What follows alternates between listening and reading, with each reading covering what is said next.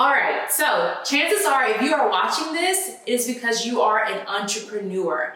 And if you are an entrepreneur, you already understand that your brand is the most important part of your business. As such, you're watching this video to find out how to protect your brand through federal trademarks. Okay, so what is a federal trademark? A federal trademark is national protection for a brand. It gives you the exclusive right of use to a name, a slogan, a logo, a color, a service name, product name, goods or services, anything that is going to let consumers know out here in this world the source of a particular good or service, okay? If you are an entrepreneur, if you have a business, if you have a brand name, chances are you are promoting your business, okay? So whether that be via social media or a website, people are aware of your business. People are aware of your brand. And because of that, you want to make sure that you are protected. Not only do you want to make sure that you are protected with what it is that you are establishing, you also want to make sure that what you are pouring so much of your resources into, you want to make sure that it's not already owned by someone else. Because that in that event, you're actually risking receiving a cease and desist, okay? That cease and desist will force you to immediately stop all business, rebrand, and potentially expose yourself to lawsuits from anybody that may potentially already own that trademark that you're operating under, okay? So we're gonna quickly touch on a few important things that you're gonna want to know. Now that you already know basically what a trademark is, what can be trademarked, the next question you are probably wondering is, when should I trademark and when can I trademark? If you haven't already launched your business, you can file what's called an intent to use application, and we'll include more information on that later. If you have already launched your business, then we'll be filing an already in use application. So you have two different options.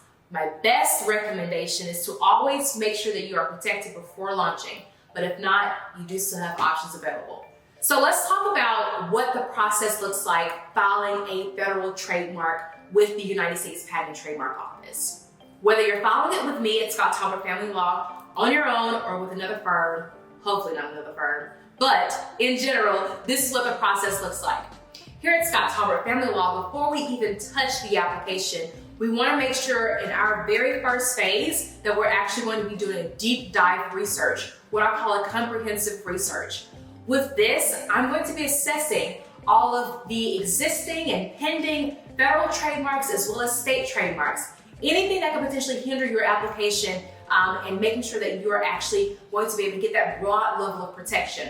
With federal trademarks, your brand will have that exclusive right of use protection across the entire United States and all of its territories. So we want to make sure that we get this first part of the process right. And with that, after I do my research, I'm actually going to be discussing those research results with you, okay? So we will be discussing whether it is that you have a strong application or if we need to go back to the drawing board, okay? One benefit that all of my clients receive is that I do not charge additional fees to run additional searches. So if my research results show that the name that you are looking to trademark is not available, or if there are confusingly similar names that may hinder your application from being successful with the USPTO, then we will go back to the drawing board and we will find the name that works best for your brand, okay? And again, without additional fees on my end.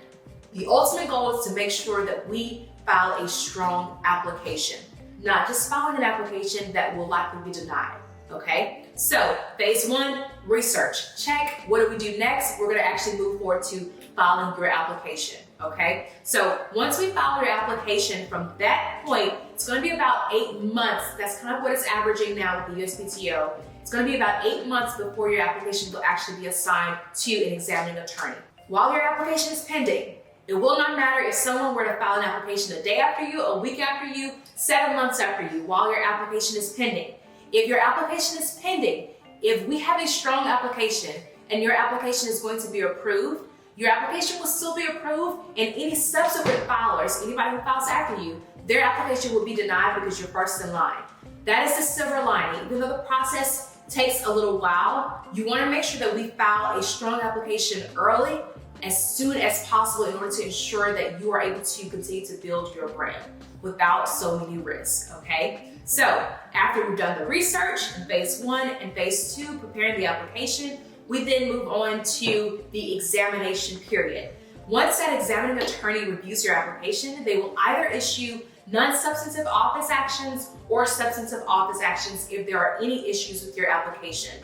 What's going to be covered in your flat fee is going to be making sure that we are responding to all non-substantive office actions, okay? If you have a high-risk application and there are substantive office actions, then at that point, there will be additional fees that will be applied to your application. But again, that will only be if you decide, after hearing the research results from me, if you say, Erica, I don't care what the risks are, I want to fight for this application no matter what it takes, then you already will know that if there are issues, big legal issues, then we will have to pay for those things separately, okay? Now, that last phase, phase 4, is going to be the publication phase. And that is where the United States Patent and Trademark Office will publish for the entire world in something called the Official Gazette that they are releasing a trademark to you, okay?